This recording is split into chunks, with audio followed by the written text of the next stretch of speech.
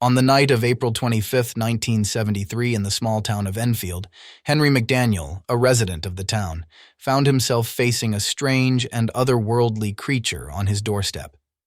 At around 10 p.m., as he heard an eerie scratching sound, curiosity got the better of him, compelling Henry to investigate. Arming himself with a gun and flashlight, Henry stepped out into the night, only to be confronted by a bizarre sight. Standing between two rose bushes, the creature seemed almost bear-like at first glance. But upon closer inspection, Henry's blood ran cold. The creature had 3 legs, a short body, 2 peculiarly short arms, and pink eyes that shone like bright flashlights. Standing at a height of 4.5 feet, he had a grayish hue. Fear and a primal instinct to protect himself kicked in, and Henry fired 4 shots at the creature. 1 bullet found its mark, causing the creature to hiss almost like a wildcat. Startled, the creature swiftly darted towards a nearby railway embankment, leaping 3 times in quick succession, covering an astonishing 50 feet in an instant. Alarmed by what he saw, Henry swiftly reached out to the local authorities, who were astounded by his detailed description and considered him to be rational and sober. As investigations unfolded, the police discovered peculiar footprints in the soft earth outside Henry's house.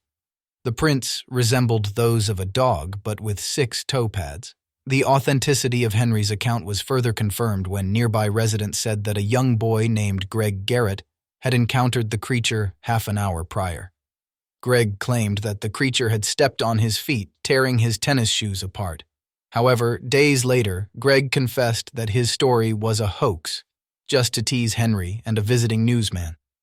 The strange events took an even more mystifying turn when, 2 weeks later on May 6th, Henry reported yet another sighting of the creature. This time, it was seen navigating the railroad tracks near his home at 3 a.m. The creature appeared unhurried, as if it was in no rush. Intrigued by this new revelation, a search party led by the news director of WWKI, Rick Rainbow, searched the area. Astonishingly, they claimed to have witnessed an ape-like creature standing within an abandoned building near Henry's residence. As proof, they produced an audio recording of the creature's eerie cries. A shot was fired at the creature, prompting it to swiftly flee the scene. Cryptozoologist Lauren Coleman later investigated the case and the compelling sound recording. Days later, the town was gripped with a new development.